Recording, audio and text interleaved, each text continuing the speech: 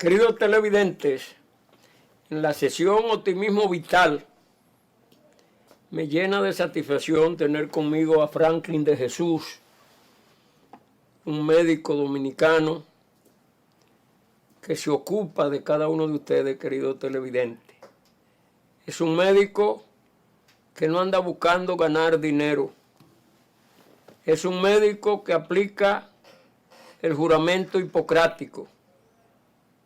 Y es un médico que me vas a servir para motivarlo a ustedes para que vivan más.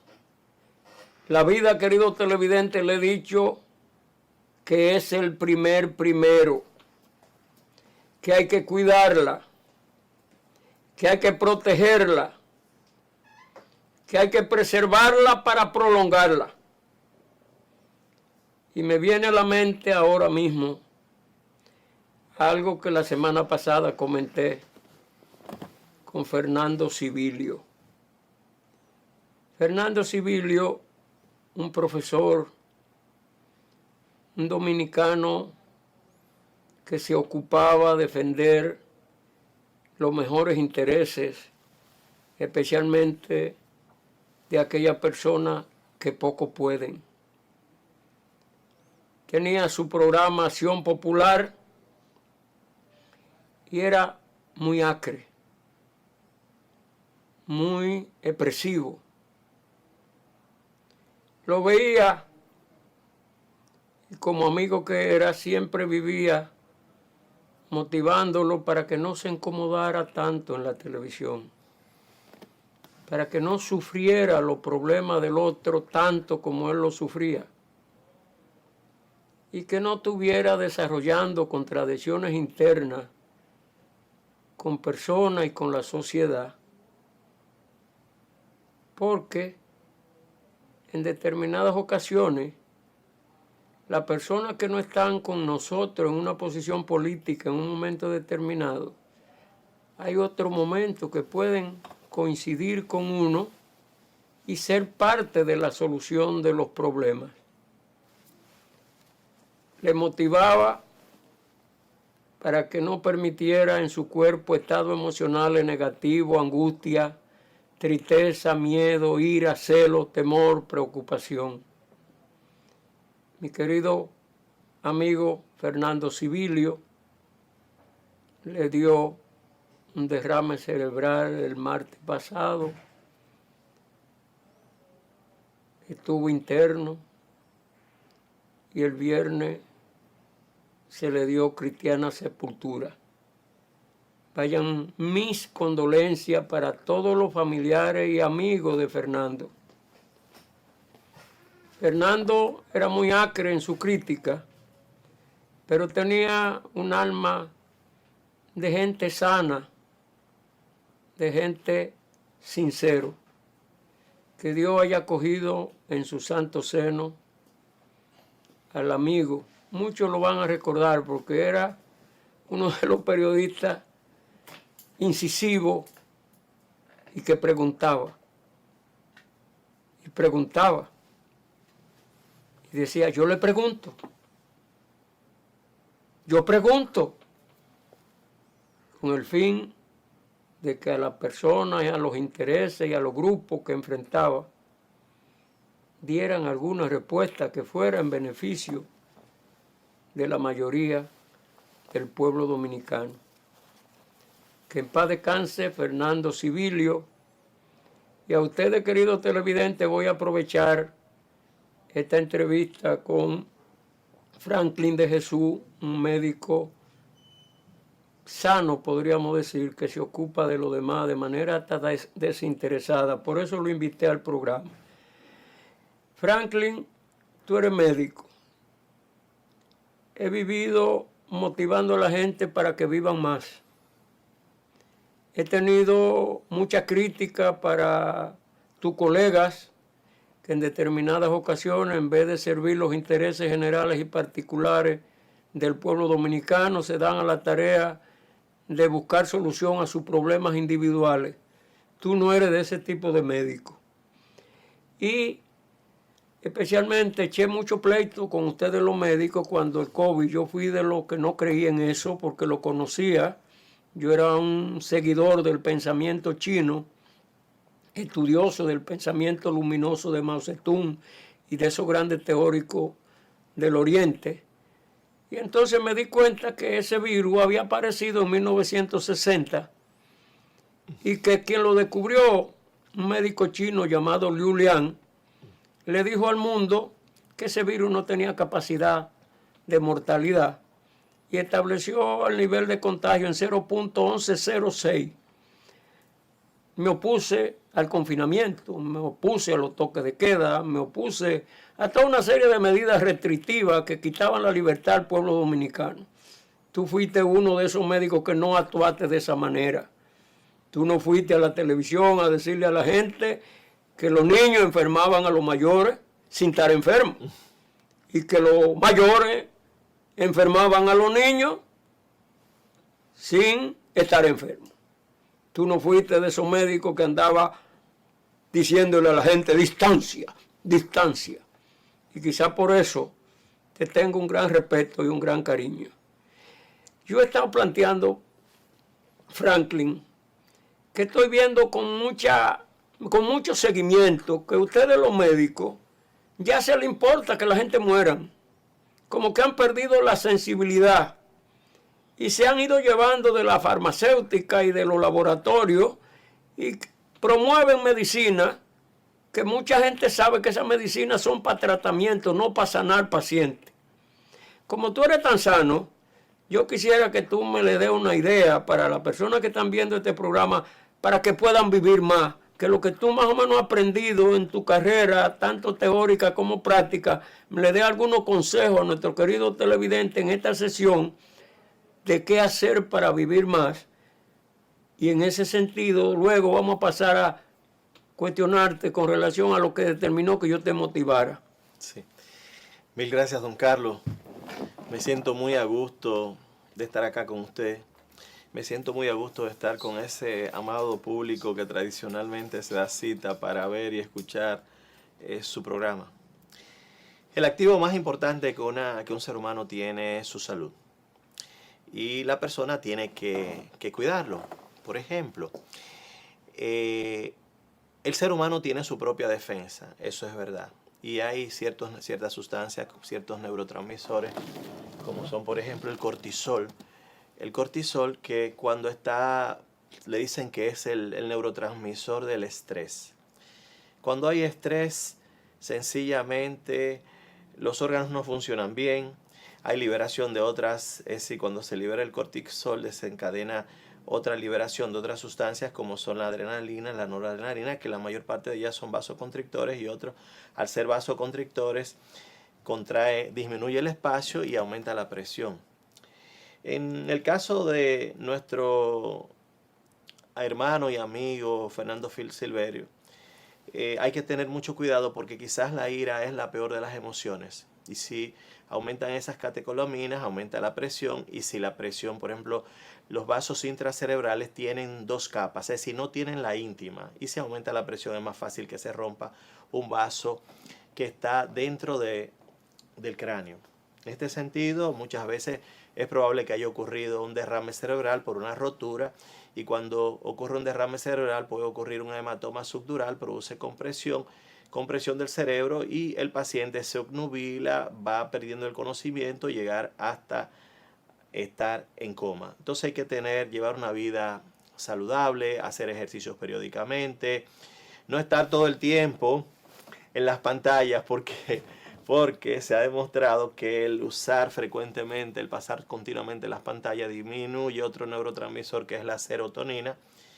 Y se ha demostrado que la disminución de los niveles de serotonina lleva a las personas a depresión. Por eso hay tantas depresiones en jovencitos hoy en día. Y mucho más cuando la utilizan en las noches, cuando este cortisol va disminuyendo, sobre todo después de las 10, 11, 12, 1 hora de la mañana usando pantallas. Es lógico que va a disminuir el colesterol y van a disminuir los niveles de Estoy hablando del cortisol y los niveles de serotonina. Entonces, llevar una vida suave, preocúpate siempre por aquellas cosas que tú puedes cambiar, las cosas que no pueden cambiar, es decir, que están fuera de todo tu control. No hay cómo hacerla. Hay que llevar las cosas tranquilas, pensando que todos somos parte de un ecosistema que nos corresponde a todos y que hay que respetar esa fuerza buena y sublime que controla todo con su sabiduría y su inteligencia. Aquella fuerza, aquella que se revela en la armonía ordenada de todo cuanto existe. Si eres una persona correcta, si eres una persona buena, con certeza que todo lo que Dios, todo lo que ese Padre Creador ha creado te contempla porque eres parte de Él. Entonces hay que llevar una vida sana, fuera el alcohol, el cigarro, todo con moderación y no preocuparte por aquellas cosas que no pueden cambiar. Es decir, mantener el autocontrol, ser prudente y respetar al otro como parte de uno mismo. Como decía Jesús cuando decía en San Juan que no hay amor más grande que el que da la vida por sus amigos. Querido televidente, hasta aquí la sección Optimismo Vital. Te agradezco, Franklin, que participara conmigo en esta sesión. Vamos a una pausa y entonces vamos a entrar en la motivación que tuve para invitarte al programa, para que me hable de tus aspiraciones políticas. Querido televidente, vamos a una pausa y luego regresamos. Queridos televidentes, Franklin de Jesús es un joven médico que es especialista en cirugía plástica. En esas áreas siempre hay muchos escándalos porque en determinadas ocasiones la falta de experiencia, la falta de tratamiento de personas de ese tipo que van a hacerse una cirugía plástica, etcétera, etcétera, crean fama y difama de los médicos especialistas en estas áreas. Este joven médico que tengo como invitado en el día de hoy es de los escasos médicos del país que no se han visto envueltos en escándalos en esa área donde él prácticamente trabaja. ¿Qué ha determinado? Porque yo que te conozco, sé que tú utilizas la política para servir a los demás sanamente. Y como utilizas la política para servir a los demás sanamente, trata siempre a tu paciente para que el trabajo que le hace le garantice vida y prolongación de la vida. Aquí en el país se vive hablando en contra de lo político. Y tú eres uno de los escasos políticos que casi nadie habla mal de ti. Explícamele a nuestro querido televidente cómo te manejas como profesional de la cirugía plástica y cómo ha podido garantizar el objetivo de una mujer que va y se hace una cirugía para embellecer y no muere. Sí, don Carlos, realmente una pregunta bastante interesante. Usted sabe que tanto en la política como en la medicina existe lo que es el factor humano. Es el ser humano el que decide ser correcto, incorrecto, el que decide, por ejemplo, el que decide ser una buena persona, el que decide ser justo, injusto, el que decide usar el poder a favor de un interés individual, de un interés de un grupo o interés colectivo en base a un bienestar, a un interés general, un bienestar colectivo, un desarrollo integral de todos. Es decir, es el ser humano quien elige ser la persona que quiere ser. Hay personas que quieren ser incorrectos y otras que quieren ser respetables. Entonces, dentro de la medicina hay gente que agota todos los pasos que hay que dar, se forma, cuando llega un paciente hace una evaluación bien minuciosa para determinar todos los factores de riesgo que son necesarios tomar, todas las medidas que hay que tomar para evitar que un insuceso vaya a ocurrir, y lo más lógico es que no ocurra. Ahora, ¿qué ocurre? Aquí en el país no se examina a ningún profesional, aquí no tenemos no es necesario tener un board, no es necesario tener un examen federal para tú especializarse, para tú ejercer una profesión, porque un S4 te da la posibilidad de ejercer la medicina en todo el territorio nacional, luego de haber terminado la medicina, haber hecho un año de internado Y eso por ahí entonces está las personas, lo que deciden ser buenos y lo que deciden ser correctos. Es decir, el camino académico tradicionalmente es bastante pesado, porque tradicionalmente si son 40, 41 para elegir 3, solamente son esos 3.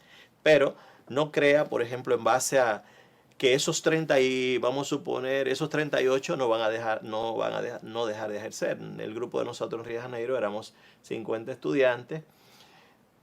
11 aprobamos lo que fue, aprobamos 10, 11, 9, aprobamos todos los años lo que es el curso anual. De esos 50 estudiantes, al final de 3 años, al final, en el caso de nosotros, 5 años de formación, nos presentamos un examen escrito, federal escrito, solamente 7 aprobaron. De esos 7 vamos a un examen oral y 5 de esos aprobaron ese examen oral. 5 graduó la Sociedad Brasileña de Cirugía Plástica. Es decir, en Europa existe lo mismo. Entonces, ¿qué pasa? Acá, como no se examina a nadie, tanto eso, hay muchos aventureros y muchos que ni siquiera son médicos que se dedican a hacer procedimientos, hasta odontólogos que se dedican a hacer procedimientos y muchas veces hasta en consultorio. Entonces lo más lógico, si no toma todas las medidas de lugar, lo más lógico es que pueda ocurrir algún insuceso, a pesar de que nadie está exento de nada. Creo que viene un cirujano norteamericano en 1980, en los 80, 85, y fue a Sao Paulo a presentar un trabajo.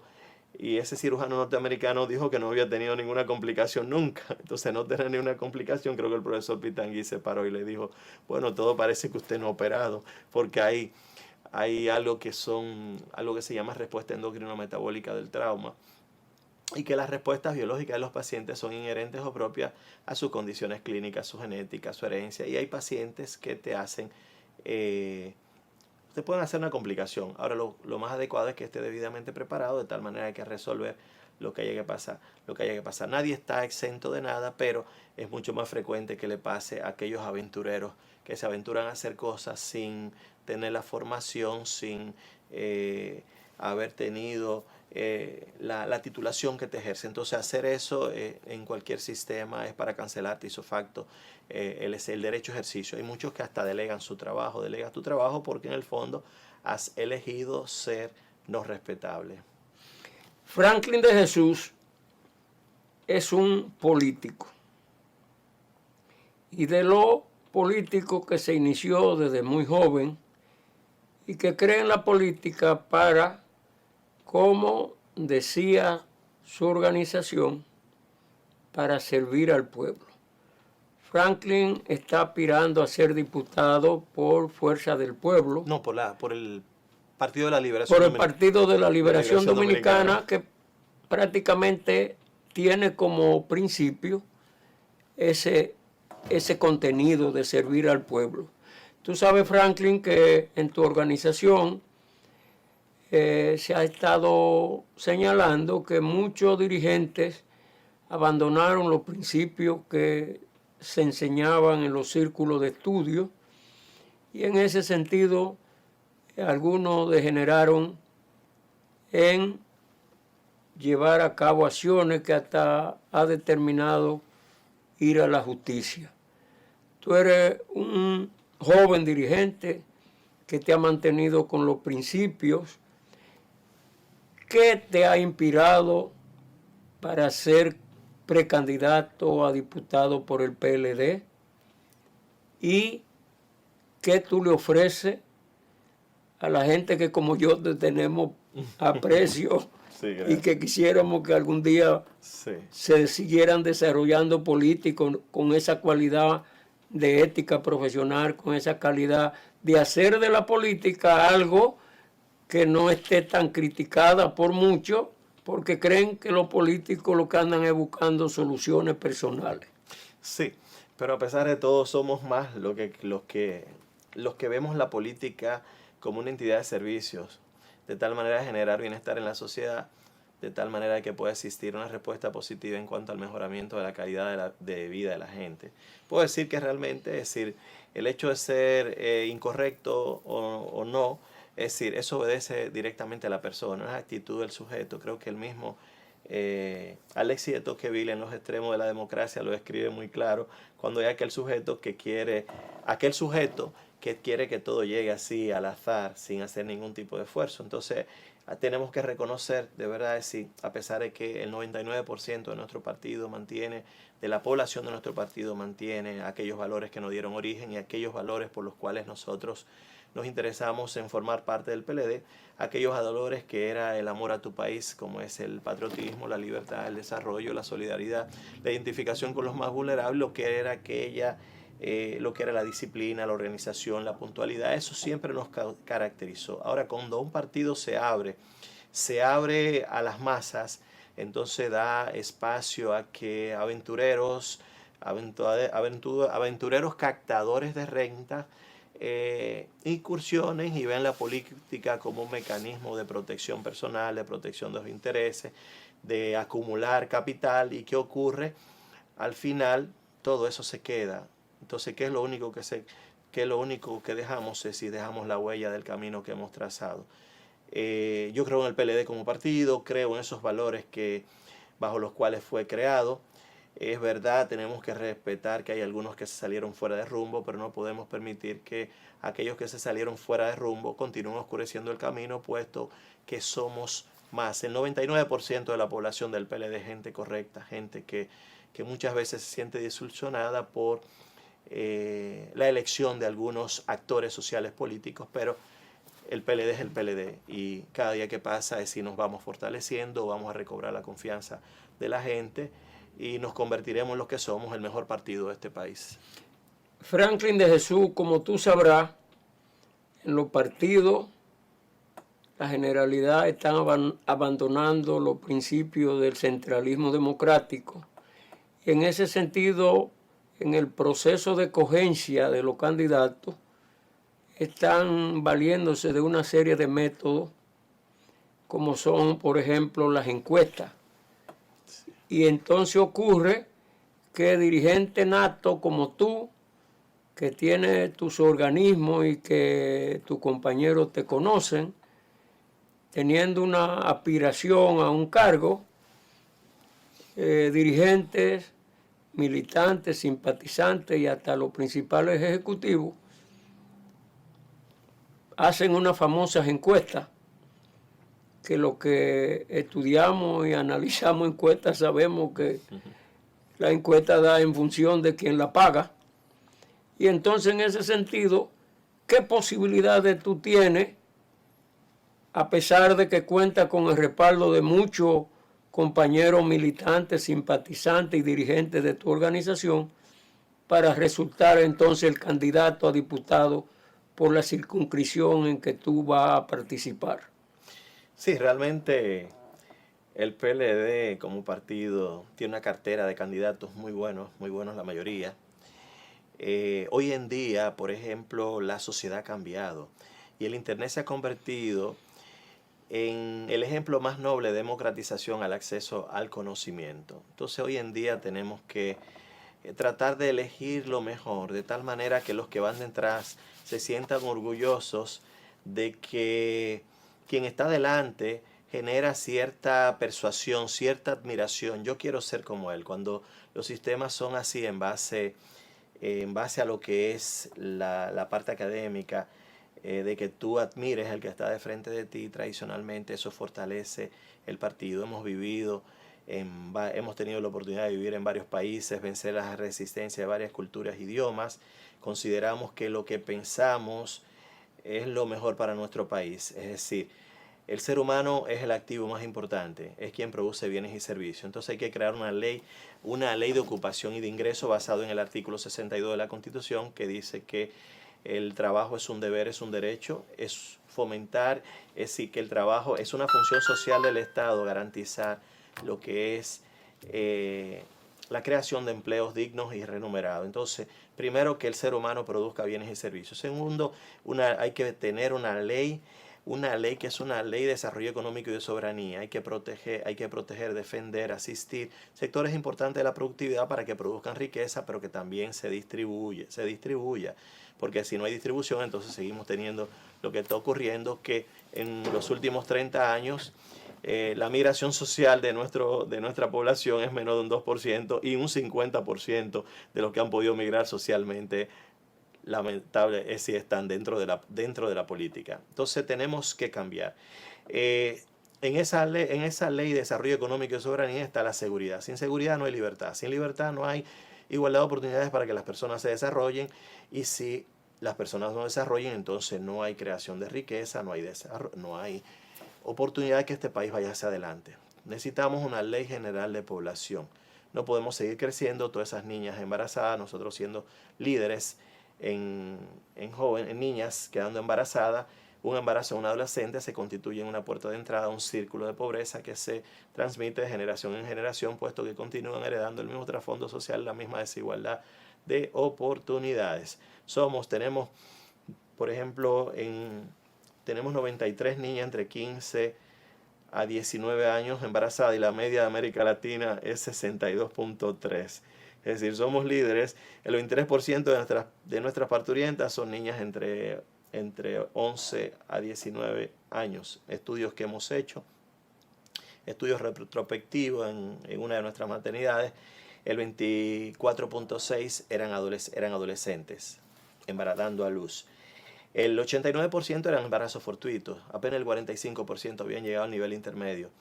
Entonces, ¿qué ocurre? El 42% de estos niños tradicionalmente no son declarados por sus padres, son hogares pobres que se están formando, entonces hay que tener una ley general de población. Nos preocupa también ese porcentaje muy alto de las parturientas extranjeras, un 96% de ellas son de nuestras vecinas.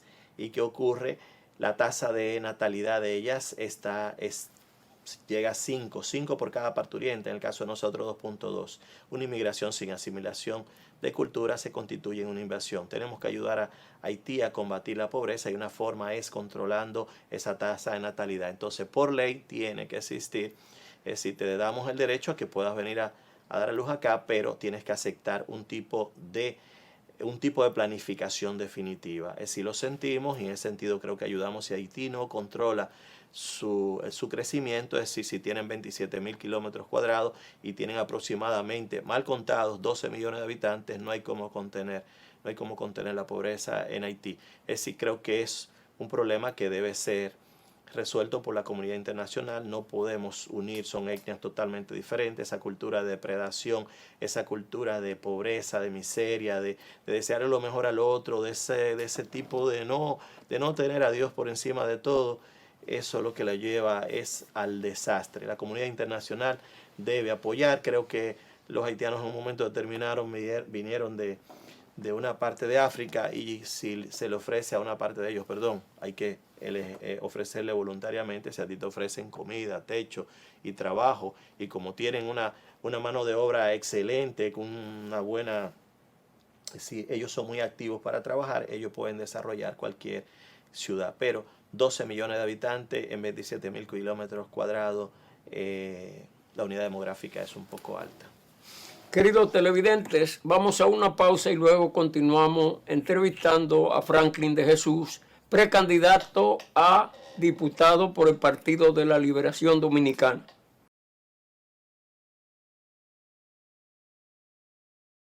Queridos televidentes, ustedes me ven motivando a los políticos del gobierno, del Partido Revolucionario Moderno, del PLD, de la Fuerza del Pueblo, todos los partidos, aunque sean pequeños, motivándolos para que sumen, porque para ganar elecciones hay que sumar. En ese sentido, Franklin de Jesús, ¿qué tú estás haciendo? ¿Cómo tú te estás desenvolviendo en tu circunscripción? ¿Qué criterio tiene tu partido y tienen la gente de tu circunscripción para que tú seas un diputado que represente los mejores intereses, ya no solo de tu circunscripción y del Distrito Nacional, sino que también represente los intereses hasta de los que son contrarios a ti partidariamente? Realmente una pregunta bastante interesante, don Carlos. Realmente el partido está haciendo todo lo posible, y creo que solamente mantener aquellos valores que nos dieron origen. Hay que ver que para que un gobierno funcione tiene que tener un liderazgo institucional, es decir, lo que son instituciones, funcionarios y lo que son los líderes. En el caso de las instituciones, que den rápida solución a los problemas básicos que se presenten, funcionarios que sean eficientes y líderes que conozcan todo lo que es el aparato productivo y que lo guíen por una senda de desarrollo y de progreso. En el caso de nosotros particularmente, si nos interesa, el activo más importante que un país tiene es el ser humano. Entonces tenemos algunos proyectos para integrar a los jóvenes, es decir, hay que invertir en el ser humano. Un país pobre continuará exportando materia prima con poco valor adquirido. Un país rico invierte en el ser humano y la inversión en el capital humano es mucho más rentables. Hay que crear programas de jóvenes construyendo un futuro, es decir, invertir los jóvenes educando, formando, capacitando, dándole acceso a lo que es el crédito. Vemos que tenemos 75 empresas por cada 1000 habitantes. Si duplicamos esa cantidad y de 75 la llevamos a 150, aunque sean la mayor parte micro y pequeñas empresas, el problema del desempleo está resuelto. Entonces tenemos que ir combatiendo los que son los monopolios. Si el Estado, por ejemplo, tiene que crear lo que es la necesidad del mercado, si el Estado, por ejemplo, va a comprar papel, no se lo compra uno solo, cómpraselo a las 200, a las 800, a las 1000 empresas que hay, de tal manera de que la riqueza se distribuya y que las cosas funcionen mejor. Creemos en la juventud, creemos esa fuerza de trabajo. Si tú lo capacitas, lo formas, produce bienes y servicios, si al producir bienes y servicios se desarrollan, adquieren autonomía, capacidad de suplirse todas sus necesidades básicas y lo que habla de autorrealización como individuo y como persona. Es decir, creemos en ese proceso de liberación.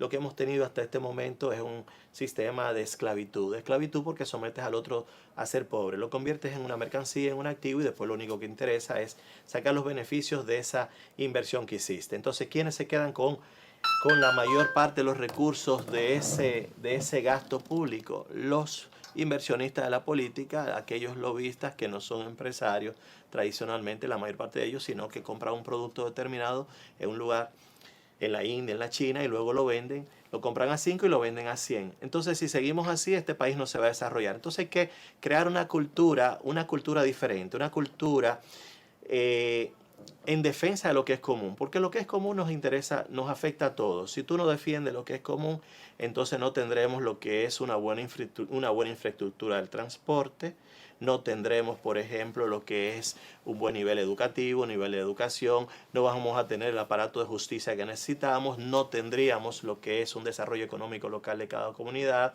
no tendremos lo que es un buen desarrollo humano y nos vamos deteriorando. Entonces queremos plantear un cambio de cultura como una alternativa hacia otros valores, hacia otra visión sobre lo que debe ser calidad de vida, hacia otro concepto de lo que debe ser el Estado y lo que debe ser el manejo de los recursos que deben ser en base al desarrollo de las personas. Tú puedes tomar prestado, no podemos seguir como hemos seguido en los últimos años, que cada año hemos aumentado más de 40.000 millones de pesos lo que es la nómina pública. No, ni podemos seguir gastando, por ejemplo, que el gasto público sea un 19% de lo que es el Producto Bruto Interno y apenas recaudamos un 15%. Es decir, recaudamos 17.000 millones aproximadamente y nos gastamos 21.500 millones.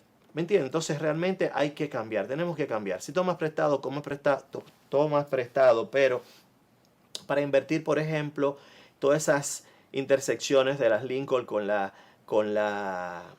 Kennedy, la Núñez de Cáceres, es decir, todas esas intersecciones tienen que ser de 3 niveles.